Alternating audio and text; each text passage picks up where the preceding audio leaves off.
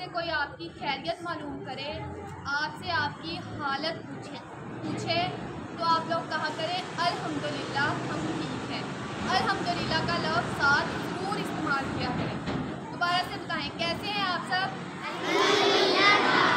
जब भी कोई टीचर या आपके रिलेटिव्स कोई भी आपसे आपकी हालत मालूम करे, आपकी खैरियत पूछे, तो आप लोग अल्हम्दुलिल्लाह साथ ज़रूर कहा करें। हर हाल में अल्लाह ताला का शुक्र अदा किया करें। और दूसरी बात, आप लोग जब भी अपना कोई टेस्ट याद करें या सबक याद करें, उससे पहले एक छोटी सी दुआ है, वो ज़रूर पढ़ा करें। मैं भी आप लोगों को आती हो, रब्बी ज़िदनी इल्मा। मैं पढ़ती हूँ, मेरे पीछे सारे बच्चे पढ़े, रब्बी ज़िदनी इल्मा।